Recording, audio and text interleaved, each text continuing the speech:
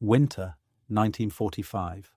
Two starving armies stare across a frozen river, rifles shaking from cold and fear. Then from the German line, a soldier does the unthinkable.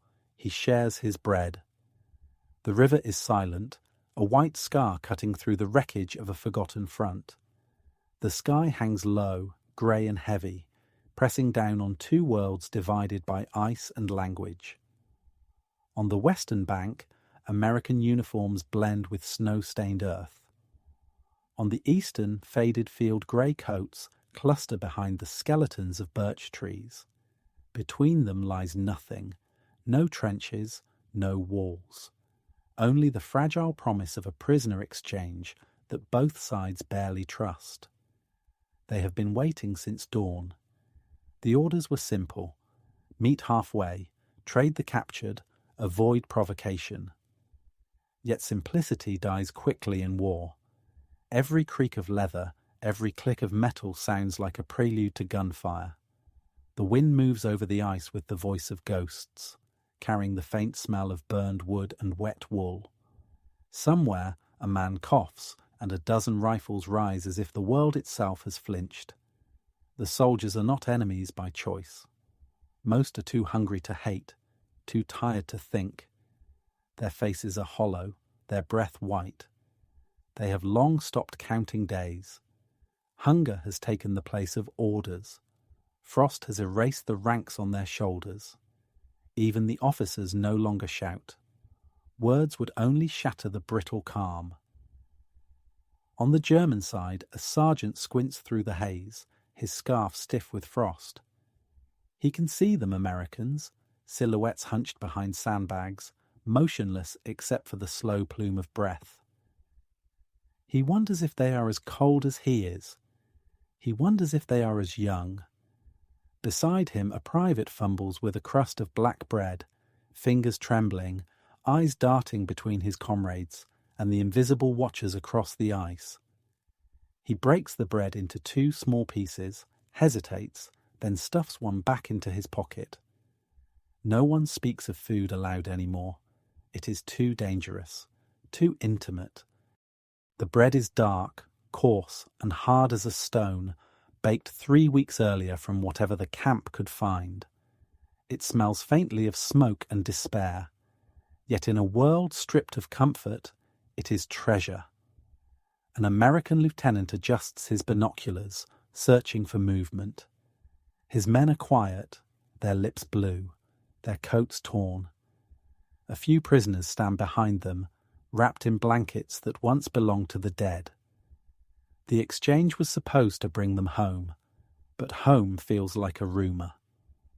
When the signal finally comes, a single flare arcing weakly into the air, no one moves at first. The flare hisses, sputters, and fades into the snow. The silence afterward feels heavier than sound. Then a handful of men step forward, one from each side, slow and cautious, as though the ice itself might protest. Their boots crunch softly. The river groans beneath them. Halfway across, the two groups stop. The space between them is close enough for voices, too close for comfort. The officers exchange brief nods, the kind soldiers use when language fails. Papers change hands.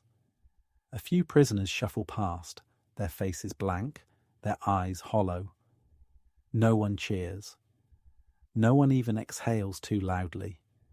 The ritual is mechanical, stripped of meaning, a motion practiced by those who no longer believe in victory. And then, in that fragile stillness, something happens that no order could predict. From the German line, a shape moves. A young soldier, no rank visible, no weapon raised, steps forward. The others freeze, half expecting madness. He reaches into his coat, pulls out that same crust of bread, and without a word tosses it across the ice. It lands near the feet of an American prisoner, bouncing once, leaving a small brown scar on the snow. No one reacts at first. The wind swallows the sound. The American looks down, unsure whether to bend or back away. Then he kneels, picks it up carefully, as if it might explode, and holds it for a moment in both hands. The bread is rough, cold, useless by any standard of nourishment, but it is bread. Across the river, rifles lift slightly, then lower again. The German doesn't move. His eyes stay fixed on the man opposite him, as though waiting for judgment. The American stares back, lips parted, frost clinging to his stubble. Then slowly, he tears the bread in half. One piece he keeps. The other he presses into the shaking hands of a wounded comrade beside him. A murmur ripples through both sides. Soft, uncertain, not quite speech. No one orders it to stop. For the first time that winter, no one wants to be the first to break the silence. The officers glance at each other but say nothing. Discipline, for once, loses to something older and quieter. The river remains still, but something invisible shifts. The air feels warmer, the horizon closer. The exchange continues, but the rhythm has changed. Men who moments ago were statues now breathe like humans again. One German adjusts the collar of an American's coat before stepping back. Another mutters, "Gut Glück," barely audible, as if apologizing to history itself. When it is over, they retreat without a shot. The ice creaks under their boots, the flares' smoke long gone. Behind them the footprints blur in the snow until the path itself disappears. Only the memory remains, a single crust of bread tossed across a frozen river, enough to prove that even in the last winter of the war, mercy could still find its way through the cold. And as night falls, both camps eat in silence. The bread is gone, but its warmth lingers, carried in thought, in shame, in hope. On both sides, men stare into the dark and wonder what else might have been possible if only someone had shared sooner. The next morning, the cold had not lifted, but something in the air felt different. The men on both sides could not name it, yet they felt it in their bones. An invisible weight had shifted. The war was still there, of course. Its machinery never slept. But among the frostbitten tents and silent guns, something small and human had survived the night. For days, food had been a memory more than a meal. Bread came hard as stone. Meat was a rumour passed between empty hands. Soldiers had begun to shrink inside their uniforms, belts cinched tighter every week. Hunger no longer cared who wore grey or green. It made all men look the same. Even pride had started to fade beneath the ribs. The Americans had their own tricks to stretch the rations melting snow into thin soup, chewing coffee grounds to stay awake. The Germans boiled anything that could be boiled: bark, potato peels, even grass when the frost allowed it. They were both prisoners of winter, chained by the same need.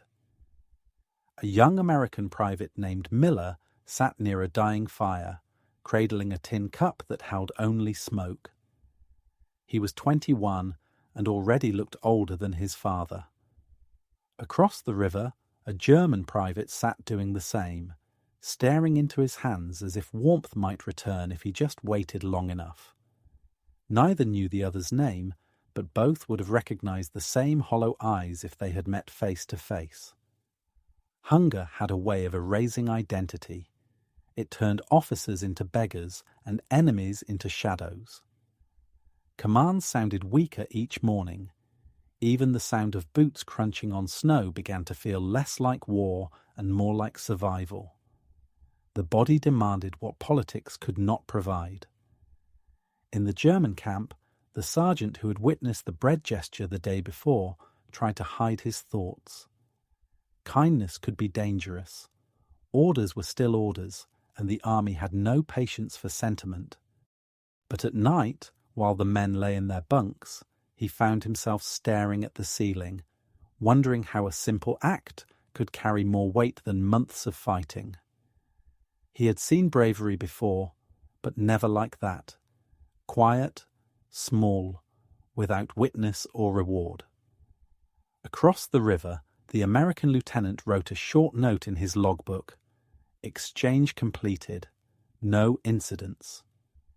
He hesitated before closing it, then added, "One German gave bread." That was all. No commentary, no explanation. Just a fact that didn't fit into military paperwork.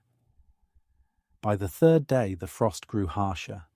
The river groaned louder each night, the ice cracking in the dark like distant artillery. Both sides began preparing to move. New orders were coming, though no one yet knew in which direction. Some whispered they would be pushed south to regroup, others north toward the Ruhr. The truth was irrelevant. Wherever they went, they would take the hunger with them. In the mornings, men huddled together around small fires, faces half hidden behind scarves.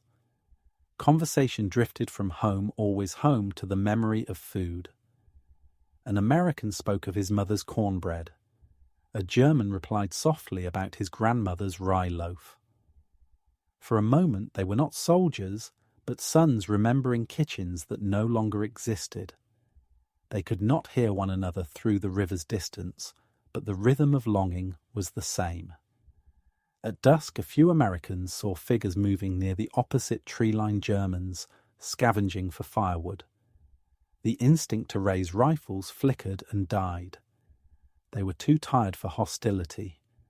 The snow carried no footprints of hatred that night, only the prints of men searching for warmth. Later, when darkness settled and the wind began its long howl through the valley, someone on the German side started humming.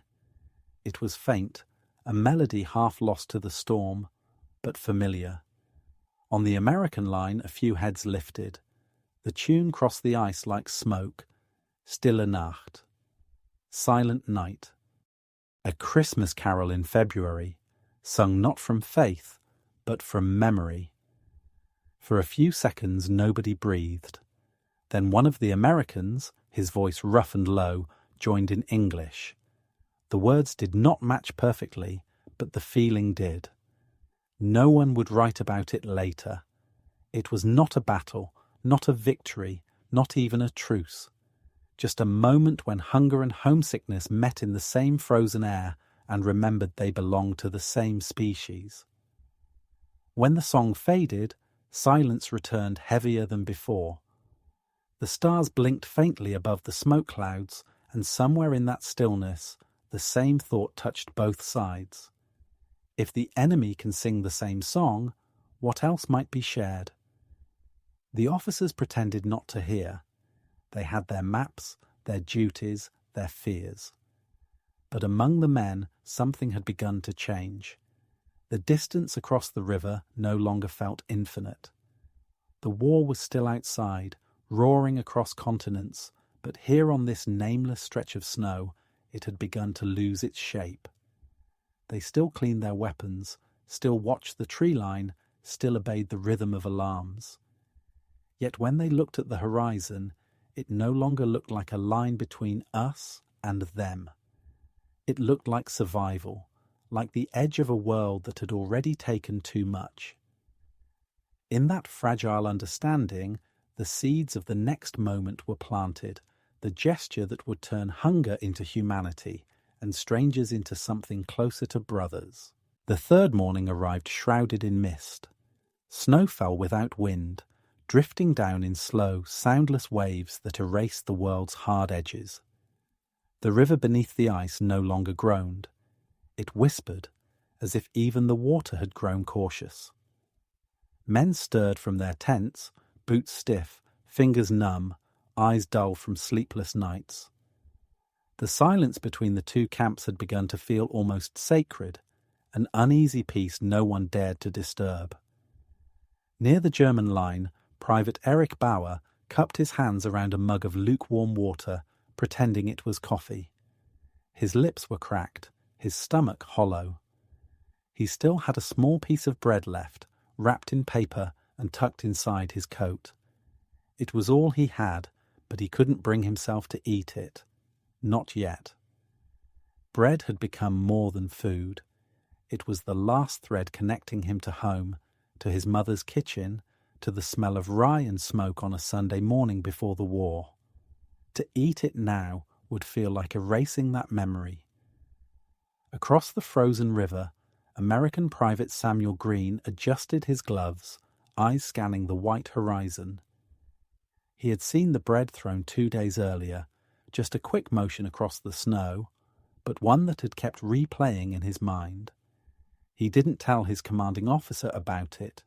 He wasn't sure why.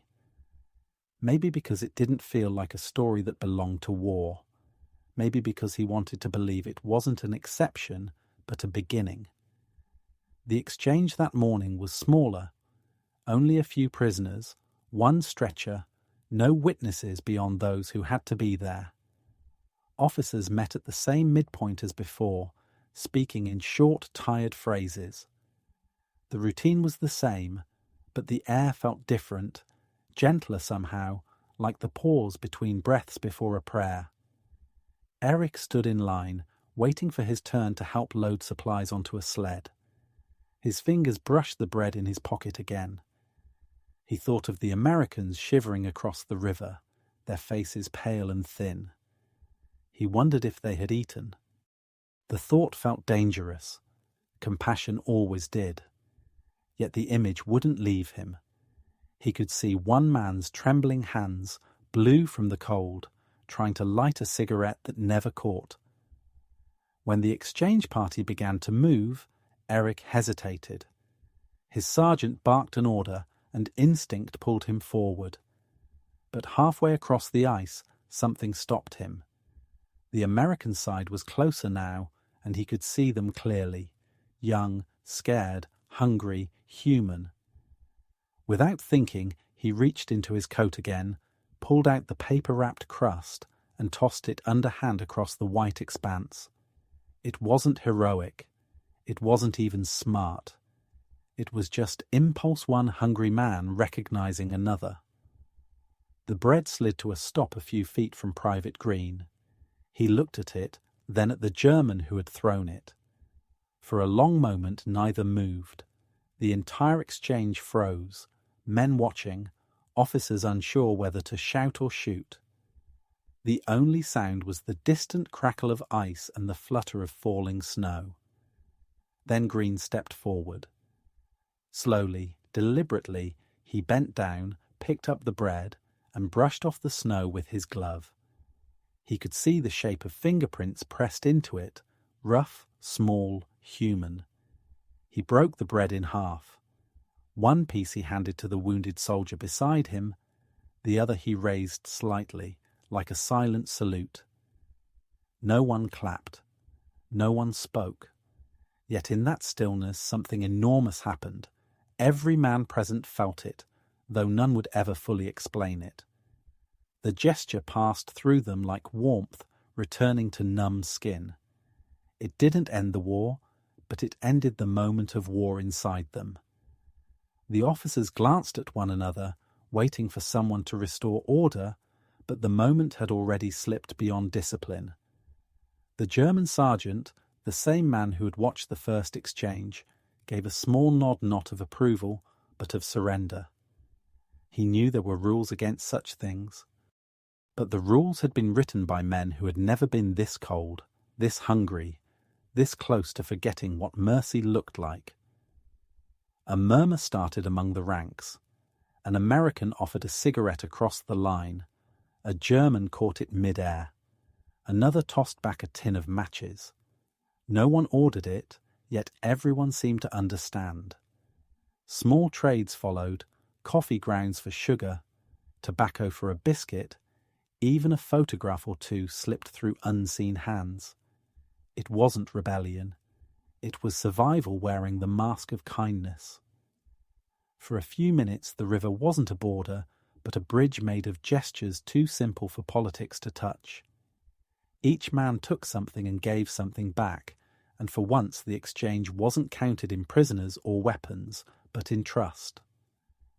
When the last prisoner was escorted away and the sleds turned homeward, Eric looked back once more. The Americans were still there, standing in the snow, watching. Green raised his hand in a faint wave, barely more than a flicker, but it was enough. Eric lifted his own gloved hand in return. 2 brief motions across a sea of white. No words, no promise, just acknowledgement. By nightfall, word of what had happened spread quietly through both camps, retold in whispers over small fires. Some laughed, some shrugged, others fell silent. No one quite believed it, yet no one denied it either. In a war built on division, the idea of shared bread felt too fragile to speak aloud. But it stayed with them, carried in the quiet between gunfire and orders, a secret reminder that for one cold morning the enemy had looked back and not looked away. By the time word reached the higher ranks, it had already changed in the telling. A rumor in the American camp claimed that Germans had tried to surrender with gifts of food. The German version said the Americans had begged for supplies. Neither was true, but truth rarely survives the chain of command. In the officers' tents, the event was discussed not with warmth, but with suspicion. Fraternization, one captain muttered, spitting the word like a curse. The army had rules against this sort of thing. An enemy could not also be a friend, not even for a moment. Mercy, after all, could look too much like disobedience. Major Collins, the American commanding officer in the sector, read the report twice and said nothing. He had fought since North Africa, through Sicily, Normandy, and the Ardennes. He knew what hunger did to men. It stripped them down to bone and instinct. He wasn't proud of it, but he also wasn't going to court-martial a starving boy for being human. Still, he wrote in his diary that night, "Discipline is slipping. Perhaps it's the cold. Or perhaps men are simply tired of being told who to hate." On the German side, the reaction was colder. The local commander, Oberleutnant Kruger, ordered a briefing at dawn. His men stood in stiff lines while he lectured about loyalty, duty, and betrayal. He used words like Vaterland and Ehre Fatherland and honour until they lost all meaning in the frozen air. When he finished, he paused before the ranks and said, "No food, no talk, no pity for the enemy." His breath came out like smoke. "Remember, gentlemen, compassion kills faster than bullets." But after dismissing the men, even Kruger lingered for a moment by the river bank. He looked at the snow and the empty expanse of ice where the exchanges had taken place. The silence pressed against him. He wasn't thinking of orders now. He was thinking of his son, a boy of 8 in Leipzig, whose letters had stopped coming weeks ago. For a flicker of a second, he felt the ache behind his own command, the knowledge that he was asking men to bury the very thing that made them human. He turned away quickly, ashamed of the thought. Meanwhile, in the American camp, Private Green sat polishing his rifle. He didn't know why. There was no inspection coming. Maybe he just needed something to do with his hands. Across the river, unseen, Bauer was doing the same. 2 young men, 2 rifles, 2 minds replaying the same moment. The toss of bread, the nod, the wave.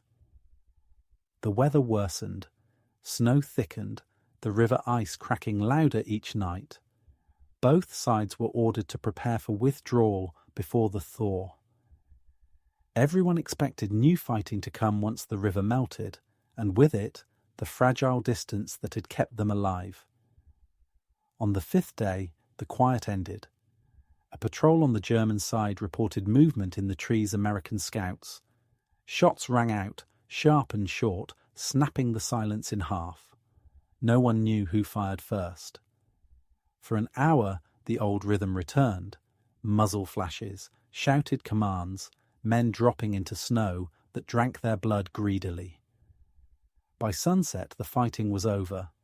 The positions hadn't changed, but something deeper had. The brief peace was gone, replaced by the grim logic of orders fulfilled. The river, once a silent witness, now lay smeared with ash and footprints.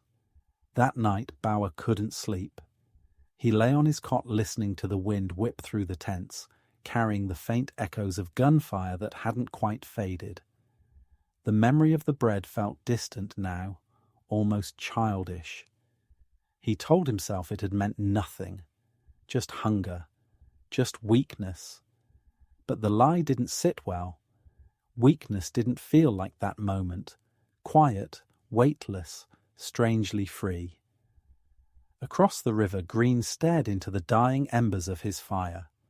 The faces of the dead floated behind his eyelids, some German, some American, all the same colour in the dark. He reached into his pocket and found something stiff and crumbling, the paper that had once wrapped the bread. Without thinking, he folded it carefully and tucked it back away.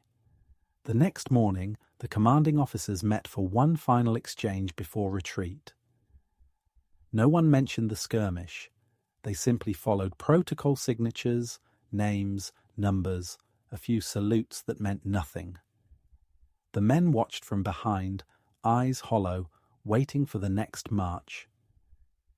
Major Collins approached the river one last time. He didn't cross it. He just stood there, watching the frost melt from the surface in slow veins. "Strange," he said quietly to his adjutant, "how easy it is to start a war, and how hard it is to stop one." Then he turned away, boots crunching in the snow. On the opposite bank, Kruger gave the same order to his men: burn the camp, pack the trucks, move east. The war was pulling them apart again. The brief peace they had built would be buried under new orders and new dead. But even as the engines roared to life and the smoke rose into the grey sky, a few soldiers looked back.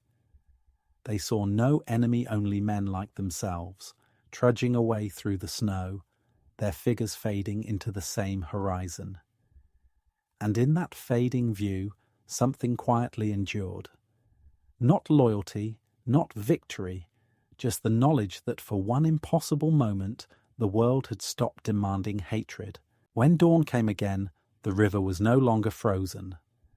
Thin lines of black water ran beneath the ice, whispering the first warning of spring. The soldiers felt it before they saw it, the faint change in air, the damp smell of thawing earth. The war was shifting once more, pulling them like a tide that neither side could resist. But the memory of those quiet days lingered, a ghost that refused to leave. In the American camp, orders had arrived at midnight. They were to advance east, crossing new ground, pushing the front toward the Ruhr. The men packed in silence. No one complained. Complaining took energy they didn't have. They folded their blankets, cleaned their rifles, and pretended not to notice the tremor in their hands. Private Samuel Green carried little a half-empty canteen, a ration tin, and the folded scrap of bread paper in his breast pocket. He didn't know why he kept it. Maybe it reminded him of something gentler than orders, or maybe it just proved that kindness had once existed, even here. He didn't show it to anyone. Some things were too fragile to survive another man's laugh. Across the river, the Germans were moving too. Trucks rattled over the slush, engines coughing through the cold. Erich Bauer sat in the back of one, knees drawn to his chest, the last of his rations gone. He held nothing from that morning but a memory. A pair of eyes across the ice, steady and kind. He didn't know the man's name, but in his mind he called him the American with steady hands. The two armies moved in opposite directions, their paths destined to cross again somewhere beyond the horizon. Yet as they marched, they carried the same weariness, the same quiet ache that had begun to feel heavier than their rifles. They no longer dreamed of victory, only of rest. That evening, a light snow began to fall again. It drifted softly onto the muddy tracks left by the departing convoys, erasing them one by one. The world seemed eager to forget, but the river remembered. Beneath its cracking skin, Melted snow carried fragments of bread, ash, and mud downstream. Small remains of something no report had captured. In a ruined farmhouse a few miles west, Green's unit stopped for the night. The walls were half collapsed, the windows gone, but the roof still held. The men huddled together, trading silence for warmth. Someone played a harmonica softly, a tune without a name. Outside, the wind moved through the trees like breath. Green reached into his pocket again, unfolding the brittle piece of paper. He held it near the candlelight, tracing the faint brown stain where the bread had once rested. Around him, the others talked home about New York, about Kentucky, about the smell of coffee at dawn. He didn't join in. He just listened. He imagined a man across another fire somewhere, perhaps humming the same song, perhaps thinking the same thought. We could have been friends if the world had allowed it. Far to the east, in a German supply camp, Bauer was writing in a small notebook he'd taken from a dead officer. His handwriting shook from exhaustion, but the words were steady. "Today we leave the river," he wrote, "but I think a piece of me stayed there. I do not know his name. I only know he was kind. Maybe that's enough." He closed the notebook and tucked it into his pack. That night both men dreamed of water, not of battles or commands, but of the river thawing under sunlight, the sound of it alive again. In their dreams the river carried no flags, no uniforms, only faces. Days later, when the fighting resumed, the brutality returned with it. Shells, orders, smoke. But something invisible had taken root. A few men who had stood by the river that week found themselves hesitating before pulling a trigger. Some fired into the air, some aimed at the ground. None of them ever spoke of it.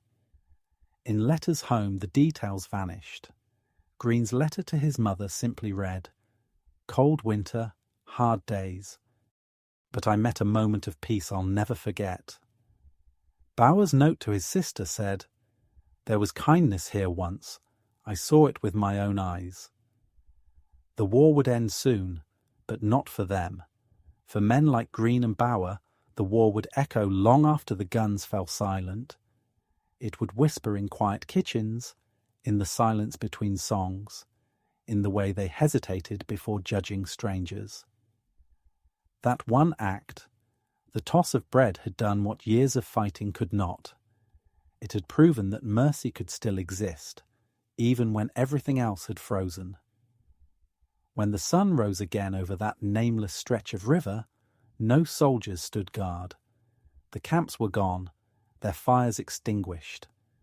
The only trace left behind was a single scrap of brown paper caught in a puddle near the water's edge. The ink had bled, the edges torn, but it still held its shape, a fragile reminder of the day when hunger had been stronger than hate.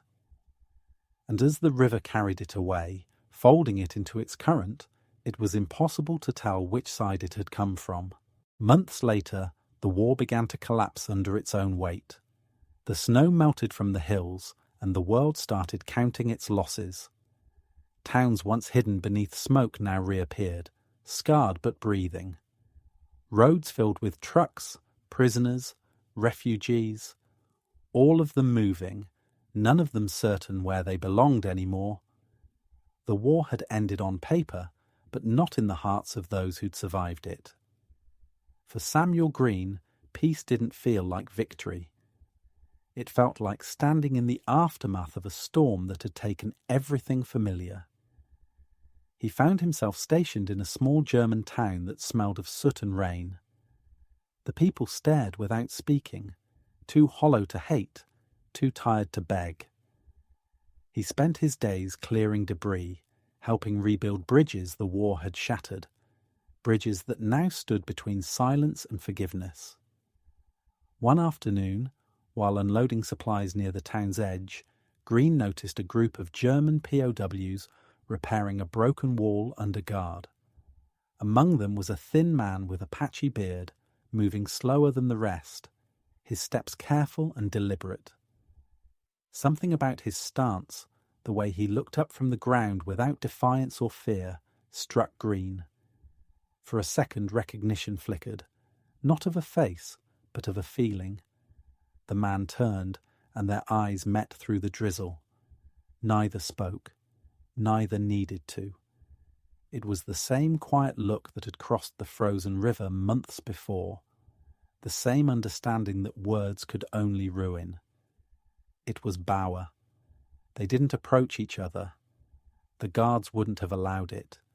They simply went on with their work, Green stacking crates, Bauer fitting stones into a wall. But every glance carried the echo of that morning by the river. When the work detail ended, Bauer disappeared with the others, swallowed by grey uniforms and grey sky. Green never saw him again. But that brief encounter confirmed what both men already knew.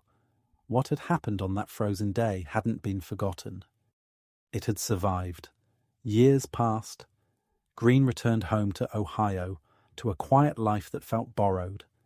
He worked in a hardware store, married, raised 2 sons. He didn't talk about the war except when asked, and even then he spoke only in fragments. Cold, he would say. We were always cold. Sometimes when the snow fell just right outside the shop window, he'd pause mid-sentence, eyes distant, as if hearing a voice carried on the wind. His wife would notice but never press him. In Germany, Bauer made it home to Leipzig, though home didn't look the same. The city was half rubble, half memory. He rebuilt it 1 brick at a time, working as a mason, hands rough and scarred. He married late, quietly, to a woman who had also lost more than she could name. They had no children, only a small garden behind their apartment where he baked coarse rye bread on Sundays. He would slice it carefully, set 1 piece aside, and say nothing. His wife once asked why. He smiled faintly and said, "For someone I owe a meal to." 2 decades later, long after borders shifted and uniforms changed, a letter arrived at an archive in Berlin, a request for wartime testimonies. Among the thousands of responses, one stood out for its brevity. It came from a man named Erich Bauer, Mason, age 47. It read, "I once shared bread with an American soldier. I do not know his name. He was my enemy, but that day he was simply a man. I think of him when the snow falls." Half a world away, in a small Ohio attic, Green's eldest son found his father's war box after his passing. Inside, neatly folded between faded maps and medals, was a piece of brown paper, brittle, stained, nearly weightless. On it, faint pencil marks barely visible. He shared his bread.